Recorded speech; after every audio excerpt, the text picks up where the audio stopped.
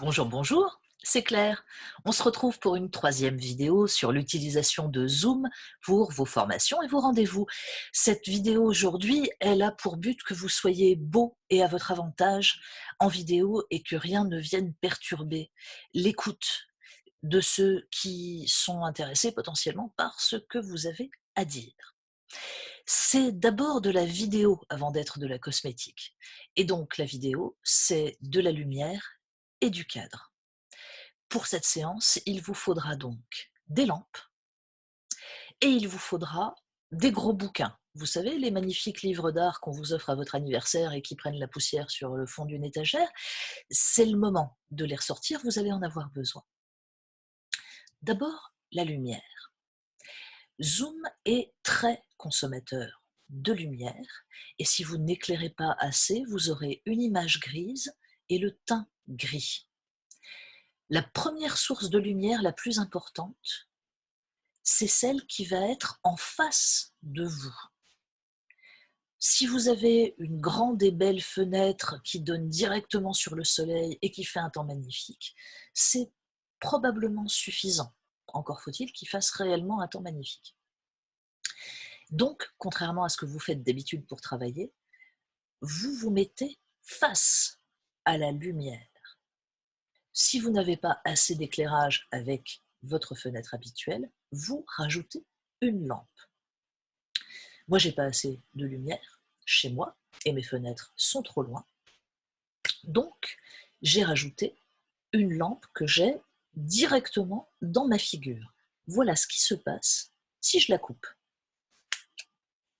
Bah ouais, c'est toujours moi. C'est toujours moi et j'ai l'air d'avoir passé une nuit très difficile. Je rallume la lumière. Magique. C'est formidable. Là, j'ai assez de lumière. J'ai assez de lumière, et vous avez vu ce qui se passe quand je la coupe, alors que dans mon dos, j'ai aussi une lampe d'allumée.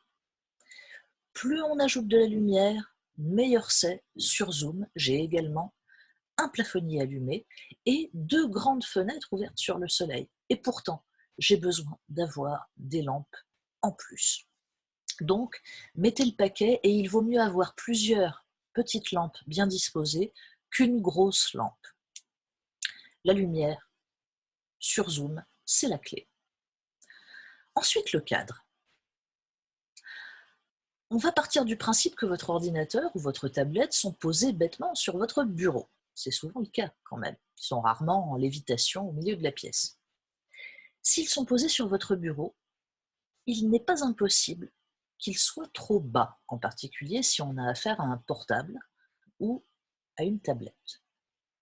Ce que vous voulez, c'est que vos yeux soient, comme les miens, à peu près sur une ligne qui traverse le tiers supérieur de votre écran, comme sur les photomatons, en fait.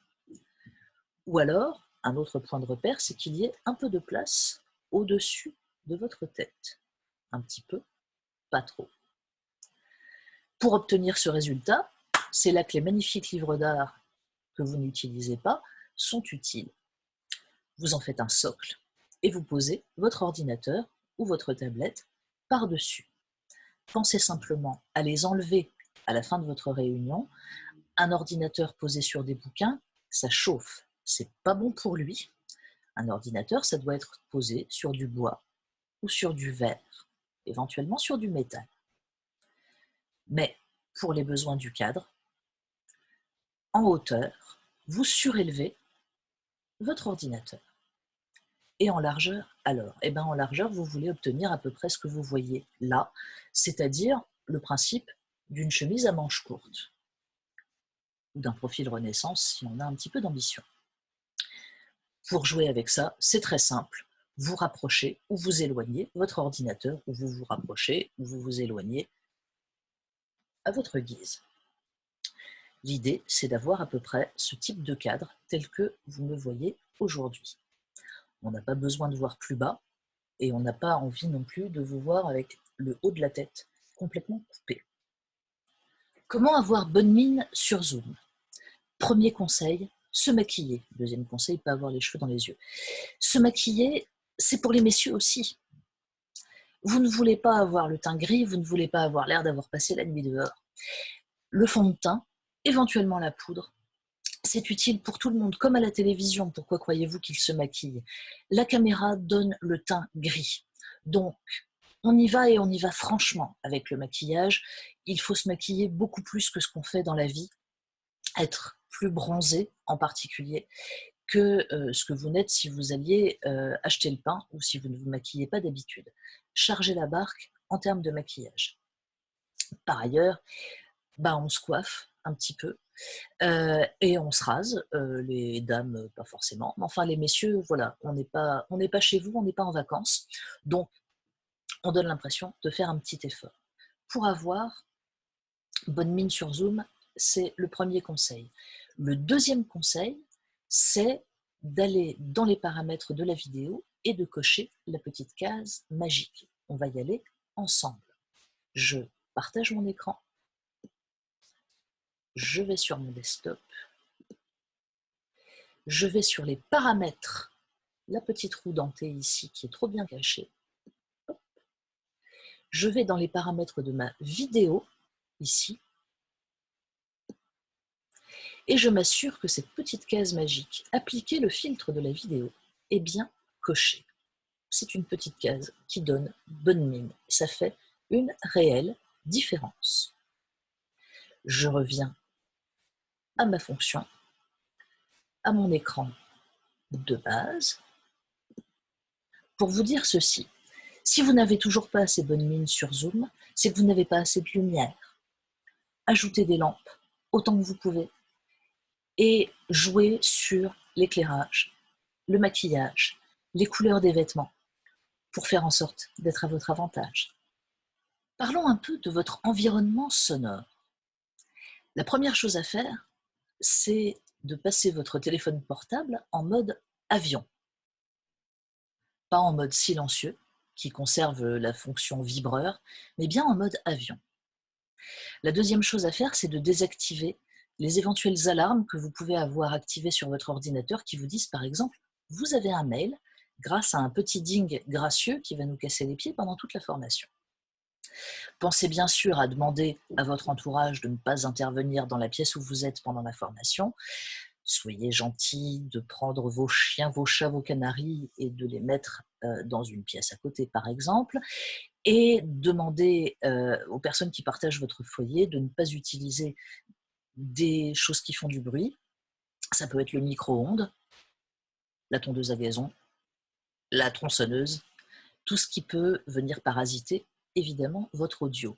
Méfiez-vous aussi des choses auxquelles on ne fait plus attention, par exemple un nébulisateur qui sert à envoyer de la vapeur parfumée d'huiles essentielles dans une pièce et qui fait à intervalles réguliers des glouglous super gracieux et non seulement ça fait des nuages, mais en plus ça fait du bruit. Donc, verrouillez votre environnement sonore, ça sera sympa pour tout le monde. Et un dernier conseil sur ce point, si votre petit dernier débarque dans la pièce, si le voisin se met à tronçonner le jardin, si bref, ça fait du bruit autour de vous, pensez toujours à couper votre micro pour éviter d'infliger les nuisances sonores au reste des participants. Parlons maintenant de votre apparence. Il faut bien en passer par là, c'est de la vidéo et l'image, ça compte. On va commencer par les fringues. On n'est pas en vacances, on n'est pas chez vous, on s'habille sobrement mais sérieusement. On évite les pyjamas, les kimonos, tout ce qui donne l'impression que vous ne vous intéressez pas réellement à ce qui se passe. On évite aussi le tout en noir, qui donne une impression sinistre et qui va vous nuire en fait quand vous prendrez la parole. On n'aura pas l'impression que vous êtes aussi dynamique que vous l'êtes en réalité. Une autre chose à éviter, c'est tout ce qui brille, tout ce qui est doré, argenté, qui comporte des strass. Voici pourquoi. Ce petit objet, à l'œil nu, est doré. Voilà ce qui se passe quand je le mets face caméra. Il se met à briller comme un fou et à faire de toutes les couleurs de la pixelisation. Je ne vais pas regarder ça pendant 2 heures. C'est extrêmement pénible. C'est un coin de colle. Donc, je l'enlève. De la même façon, j'ai des magnifiques lunettes de star. Au naturel, ces strass sont blancs, c'est des strass classiques. Sur Zoom, j'ai l'air de la petite sœur à Elton John. Donc malheureusement, ce n'est pas les bonnes lunettes pour un rendez-vous sur Zoom. Au revoir les lunettes. Vous savez quelles couleurs vous vont bien. Donc vous jouez avec. Vous jouez avec des couleurs qui sont en harmonie avec votre environnement. J'ai un mur blanc, donc je vais jouer la couleur pour avoir un petit peu plus de dynamisme dans mon image. J'ai des bouquins derrière moi, donc je vais probablement plutôt utiliser un haut uni. Si je mets des carreaux, des petites fleurs, des imprimés, ça va faire une image très chargée qui va polluer l'attention que vous pouvez porter à mon discours. Je sais bien que vous êtes cadré aux épaules et que normalement, on n'aura jamais l'occasion de voir ce que vous portez en bas. Mais on ne sait jamais. Vous pouvez avoir à intervenir en urgence sur quelque chose qui se passe chez vous. Mettez quelque chose en bas, s'il vous plaît. On ne sait jamais. Par ailleurs, quelques conseils rapides sur ce que vous pouvez penser à préparer autour de vous pour votre réunion. D'abord, pensez au look de votre ordinateur, parfaitement. C'est peut-être le moment de réfléchir à un autre fond d'écran que celui que vous avez aujourd'hui. La photo de votre chéri en maillot de bain ou du petit dernier, c'est pas le fond d'écran le plus idéal, car vous pourrez avoir à partager votre écran et donc on verra votre fond d'écran. De la même façon, pensez à fermer et même éventuellement à planquer tout ce qui pourrait vous mettre mal à l'aise, tout ce qui pourrait vous rendre ridicule, tout ce qui pourrait attirer des commentaires. Ne laissez afficher à l'écran que ce dont vous aurez besoin pendant votre réunion. Enfin, pensez à préparer ce dont vous pourriez avoir besoin pendant une réunion longue. Une bouteille d'eau, un verre, pas de bière, pas de boissons gazeuses qui font du bruit. Évidemment pas d'alcool, on est un peu là pour bosser.